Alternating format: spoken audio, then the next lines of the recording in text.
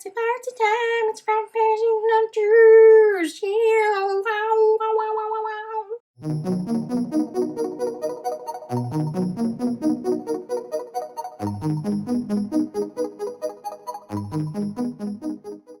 Well, hello there. I'm Nusha, also known as Ferocious and Pretty Pens, and welcome back to my channel. For today, we are going to be continuing along our artsy fartsy journey with another Artsy Fartsy time with your fountain pens, inks, and other tools. For this specific session, we're going to be focusing on mandalas. And I picked this topic because there were so many of you during one of my sketchbook flip-throughs that had some questions around how mandalas are set up and if I could go over it. So here we are. You asked and I answered. What? We are going to go forth and talk through mandalas.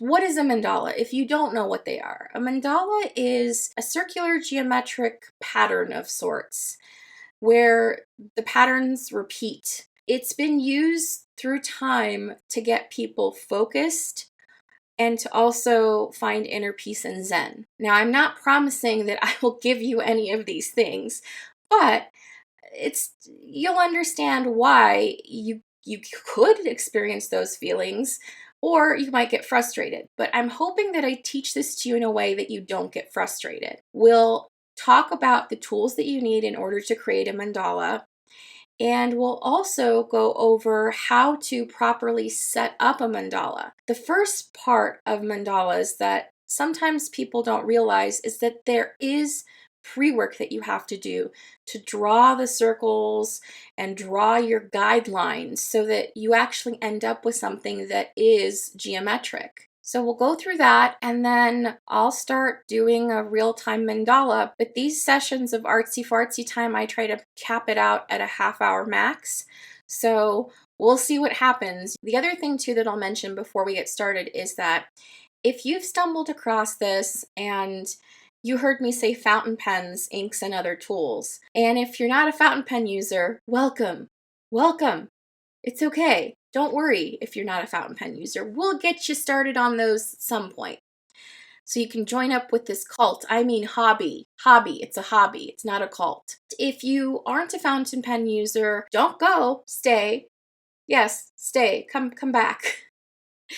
Because you can use any tools that you have available to you. You could use markers, colored pencils. The world's your oyster, so stick around and keep watching. And here we go along our adventure of artsy fartsy time mandalaing. Yay! For the first part, let's talk a little bit about setting up a mandala and the tools that you need in order to do it. I have all of these linked down below. They are affiliate codes. If you click on them and buy something, the proceeds go directly back to the channel. I just want you to be aware. And if you don't feel comfortable doing that, that's totally okay too. The first thing is the paper.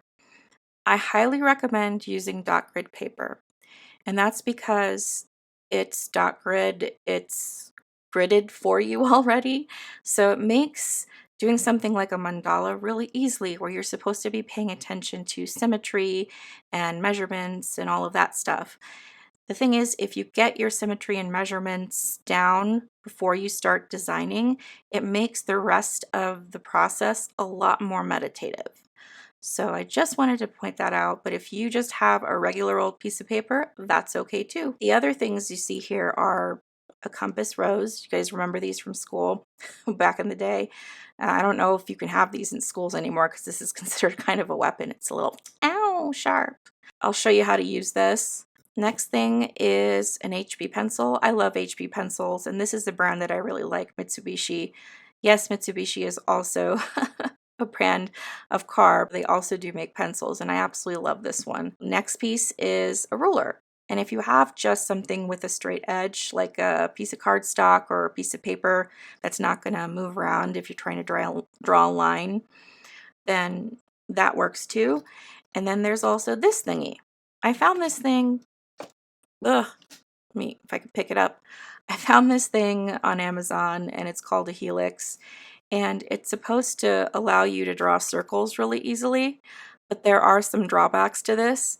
But if you're new to mandalaing and you don't want to mess around with this and you're okay with drawing bigger mandalas, then this might be a tool that you enjoy. And it has a built-in protractor. So 360 degrees in a circle, so it goes, and I'm completely out of frame. That's nice. Way to go, noob. Anyway, 360 degrees all the way around, and it allows you to break up your mandala into segments by using angles instead of, I don't know, measurements, since it is a circle. So I don't have the regular old protractor, which is just the 180-degree half circle that you guys are probably used to seeing that we used back in the day in school. But if you have one of those, that works great too. It's just this is a 2-in-1, I guess.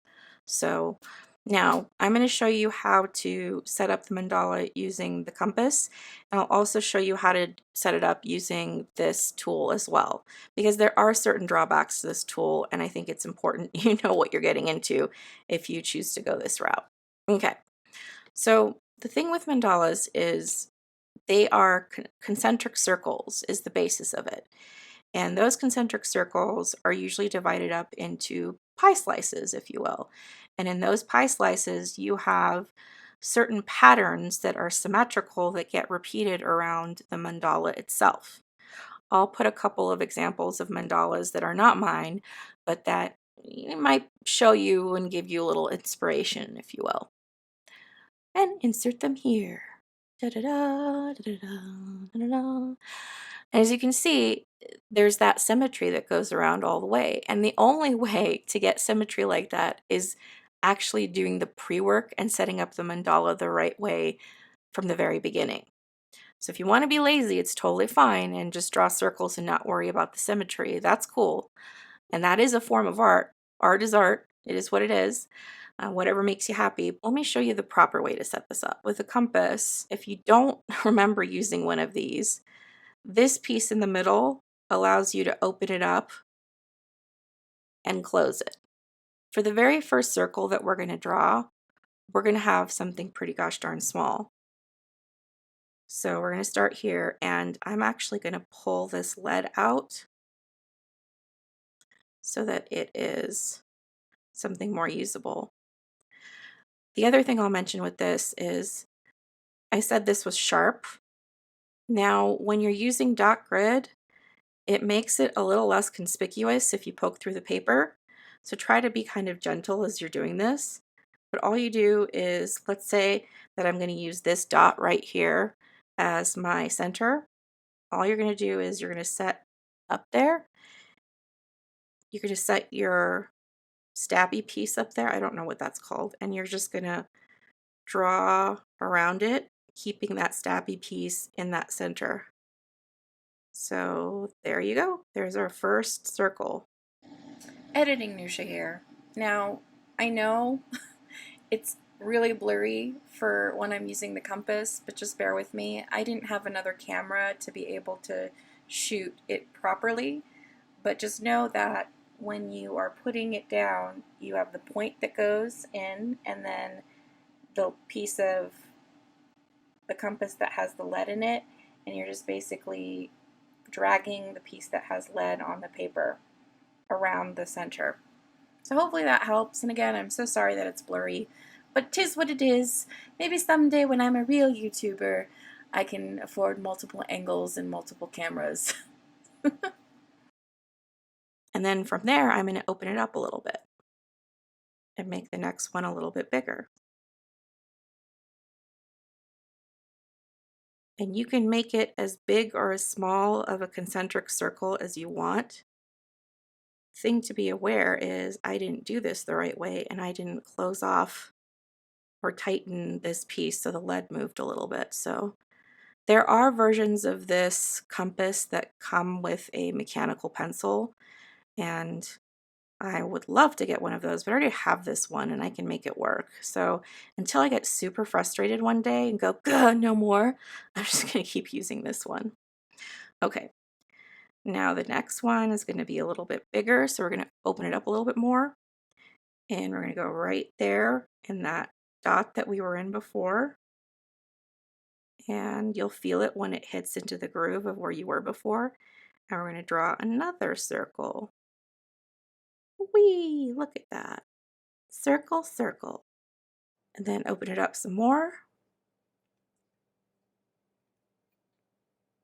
And I'm not trying to go for each of these being exactly the same size. I'm just trying to give myself room to play when I sit down and have this all mapped out as to what my design is going to be. And now as you get further out, you can actually leave that piece in the center.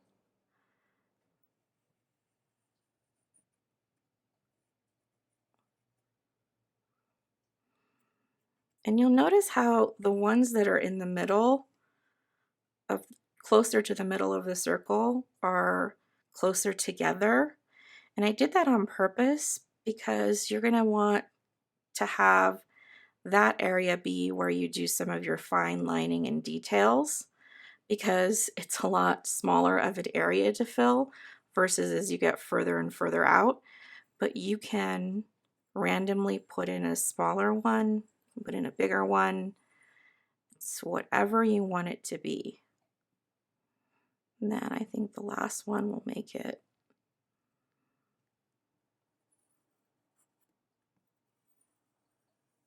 Okay, make it like that. And one more. One more just for fun. Just for fun, you guys. Just gonna have a good old time being artsy and fartsy. Okay, there you go. Those are your concentric circles. Not sure if it comes across very well on camera. I can zoom it in a little bit so y'all can see, but that's what you end up with. Now the next part is dividing it up into pieces. Now, what's super awesome about doing this with grid paper is that you know where the halfway point is of your circle, so you can divide it up really easily. So I'm going in that center dot that we used, and I'm using that as the reference. And I'm lining up all of the dot grids, and I'm not pressing very hard. I'm using an HP pencil for that very reason. Oh, and also a kneaded eraser. That's the other thing. I love kneaded erasers, and you will need it on this. Just if you're like me at all and draw kind of dark sometimes when you don't mean to. That's the beauty of the HB pencil, is that it comes up very easily with a kneaded eraser. Okay, I can't see over the ruler. That's okay, hopefully you can see. And you can see I'm right on point. So there you have it. Now you've divided up into fourths. The next thing is, if you're looking at your dot grid, you'll notice that these fourths, there is a line that goes straight through using just the dot grid. So you technically, if you use dot grid paper, you might not even need a protractor for this. So if you see, I'm going on these dots here. Whoops. That's why it's in pencil. And then same thing on this side. I love dot grid paper so much. I wish we had dot grid paper when I was in school. Yes, we had graph paper, but graph paper is just so graphy. There we go. Now you've divided it up into eighths. And I think when you're starting out with mandalas, this is a good place to go, just because you can go further down and divide these up into another half. And that's where the protractor does come in. So let's say that, okay, a little bit of a trig from back in the day. So editing Nusha here. And I just realized that there is a really easy way to not even use a protractor for this. So I'm going to insert a line where you can just use the advantage of the dot grid to divide this up into 16ths for pie slices. Duh. This is a 90-degree angle. This is a 45-degree angle. The halfway point of this, if you're using a protractor to do this, is 22.5, half of 45. So you basically want to take your protractor and say, okay, this is the 0 point. Let's just make sure.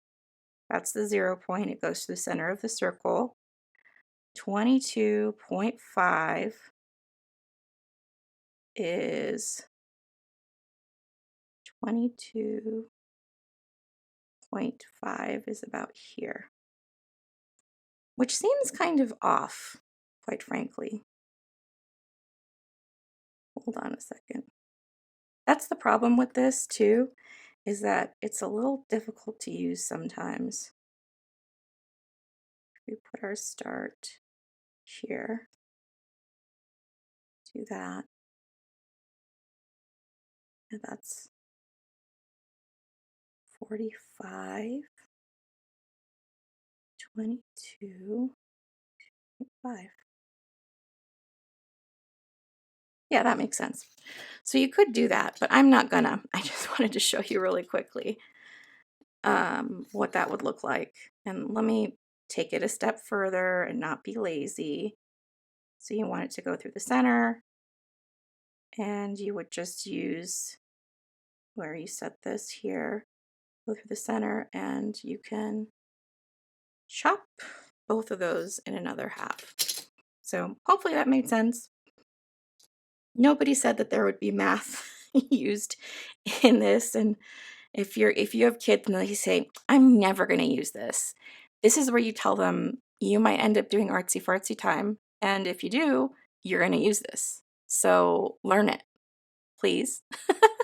And I'll show you how to use this doohickey. Sorry, I'm getting a phone call. Getting a phone call on my watch. Okay, so now what's tricky about this, I kind of showed you, this piece kind of has a tendency to move. So the ability to get like a perfect circle sometimes isn't great, but you need to pick a spot that is your start spot. So let's say I'm going to do one of the dots. This dot here, doop, is my start spot. Now, this has different places for you to put your pencil in and draw circles, and it's 2 different flavors. So it's just 1 over. So they're not exactly the same. So if you try to draw a circle with one and complete it with the other, they won't meet. Just be aware of that. Now, what's tricky about this, I just broke the lead on my pencil, is that you get it going and then it kind of gets stuck, especially on these smaller ones. And it makes it a little bit more difficult to use. So do your best if this is the option that you go with. And then as you get further out, it becomes a lot easier. And I think it's just something to do with physics and being so close to the center and force and F equals M times A. I don't know. But as you go further out, it gets easier and easier. You can make these closer together. You can make them further apart. And you're limited to the largest setting that it has, which is at 2 inches. So there's that. And then let's say you wanted some smaller ones in here. You can kind of eyeball it using the dot grid as your kind of guide to use some of these circles that it has pre-built to go in and add another one if you wanted. So that's that. And then same thing applies here. We know that center of the circle is like so. So divide it up into half. And then divide this into fourths using this one. And then you can just use those dot grids as your guide. Let them guide you to where you want to go, my friend. That's creepy. I don't know why. Whenever there's a camera on, let me just be a really big weirdo. Anyway. Oh, and the other thing too that's tough about this is that you end up pressing kind of hard on the paper to get it to go around. So it's a lot darker than what we created here. And it's a little bit smaller too. So just be aware of that. But again, this is why we have the kneaded eraser. So if you want to channel your inner child, just take this and roll it across and it will pull out the majority of the pigment so that it doesn't show through when you go to put ink, or if you could do this with colored pencil, whatever medium you end up wanting to use for this. Don't get too crazy so you don't lose your guides. And be aware, if you choose to do this with a super sheeny ink, if you go back to try and erase your lines after the fact, they won't come off and you might smudge your piece. See now how that's lightened that up pretty significantly, and you can keep going until you are comfortable with what you end up with. Yeah, some of this is absolutely not even going to want to budge because I ended up pressing so hard trying to get that doohickey to work. Yee. Next up is just to get comfortable with the idea of how a mandala works. Start sketching out some design ideas. And for example, I think the center of my mandala is going to be a flower. And so I usually don't even do this. I skip straight to pen. But I think for the purpose of this video, it's a good idea to just kind of plan it out together so that you get an idea of how to set this up. So in each of these quadrants, these 8s that I broke this up into, I'm drawing 2 really ugly petals in pencil. And if you're going to go over yours later with a pen, then don't draw as darkly as I am. I'm just doing it so that you can see. Let me just zoom in a little bit and make sure we are in focus. And then let's say that I have some room up here. We'll do dots in between 2 of the petals.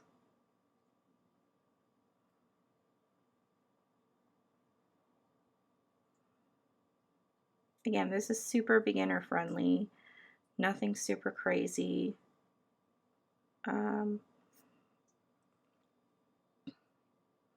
Let's say the next row out, we want to do something that is, I don't know, maybe more geometric. So let's say that I want to do something like this. Basically going in and drawing another half circle, part of a circle right here to match up with what's here.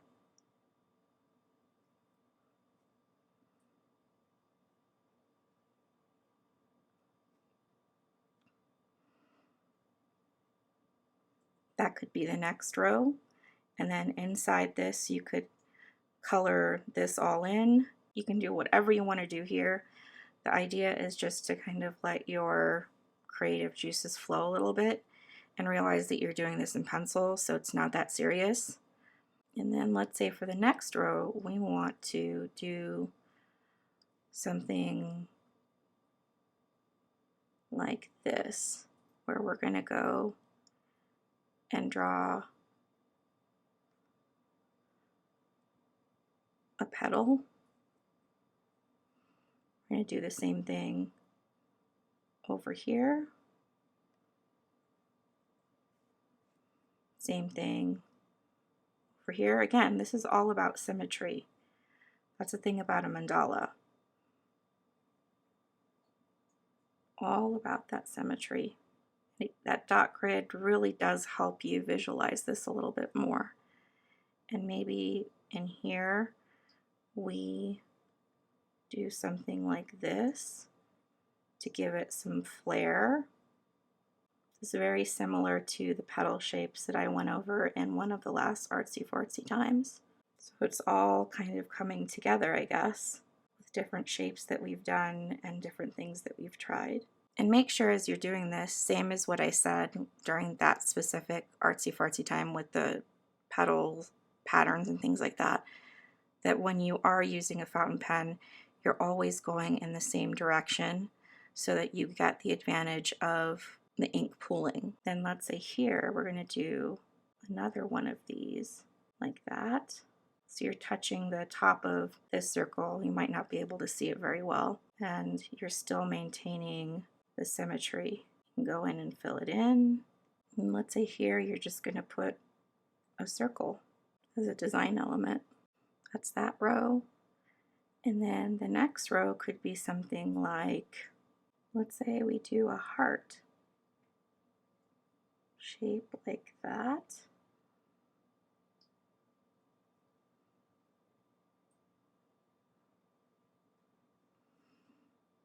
Where they're not really touching. I didn't bring it far over enough. So I guess, I don't know, you get the idea here. And maybe you do something in here that's like a diamond shape that almost touches that circle that's below. It's just doing designs over and over again. So instead of doing the whole circle, I'll just keep going up this way.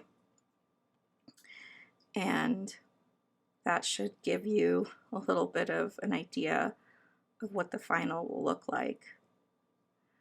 So next one, let's say we want to do something like this. I don't know what this is, but we're doing it. That's the beauty with this. It doesn't have to be a thing. It can be a thing. And then let's do another sort of diamond shape. I brought that a little too close. And it's here, so this can be something like that. And then we can do it so that it's an outline. We would color this portion of it in. Same thing on this side. The thing is, some of this stuff looks really stupid when it's just one by itself, but imagine it going all the way around. That's where the magic really happens. And then let's do this like this. We'll do like a rounded off circle, rounded off triangle, excuse me. Forgot my shapes. And maybe in this one, it goes like this. And you color in every other one. So finished would look something like this. Color every other one in. That's the beauty of doing this with pencil to start out. That if you don't like something, you can just erase it. Whereas when you get on the final with a pen, it's going to be really difficult to do that. So then you've created this interesting sort of design and shape. The next one, if I had completed this, it would look something like this, something like this. Let's say the next thing that we want to do is we want to create some really cool looking end patterns. We're actually going to go all the way up here and do basically a teardrop sort of a shape. With the teardrop shape, we're going to do shapes inside the shape, basically giving it an outline that we would color in, and then we could do something along the lines of little doohickeys up here that just kind of go, well, I don't really like that. I take it back. I take all of this back. I thought it was a good idea at the time, but it wasn't. So let's say it's just a thing that comes off of it that's a diamond, or you could do a heart, and then you would just give it a little bit of flair and fur, I guess, if that's what we want to call it. Actually, I don't even like that. Let's say instead of doing that, we did something along the lines of a partial circle here and a partial circle here that goes down into that, I guess, mountain that we created. And this is where the symmetry and making sure you set everything up so you have your guides comes into play, because I can tell that I did this a little goofy because these two sides are not looking symmetrical right now. So it's okay, we'll just fix it because we can, because we're using pencil. Ah, yeah. And then we'll just do this as this kind of a pattern, like that and like that. And that gives it a little bit more depth, like a dot at the end of it. Hey, Editing Nusha here, and I'm just realizing how long this video is of just getting the setup done and going through practice with pencil. So because of that, I am actually going to chop this up into 2 separate videos. We're going to chop it right here. And I will post the next one at some point next week. Hopefully you're not too disappointed. I know it's a sad, sad day. I'm going to have to ask you to control yourself, control your emotions. It's okay. And use this next week to mess around with the pencil and paper mandalaing, because when you get to the final paper, you really can't make some of the same mistakes that I was making with things not lining up and not being completely symmetrical. So yeah, Editing Nusha out. And there you have it. Mandalas. And as you saw, I did not finish my mandala. I think we would be here until the cows come home for me to finish that mandala in the 30-minute time slot that I allow for these videos. So if you end up doing mandala, I'd love to see what you come up with. Share it with me, your artsy fartsy bestie. I hope you enjoyed this video. If you did, make sure you hit that like button, and if you're not subscribed, to hit that subscribe button. And with that said, I hope you're doing well wherever in the world you may be, and don't forget, keep writing or drawing.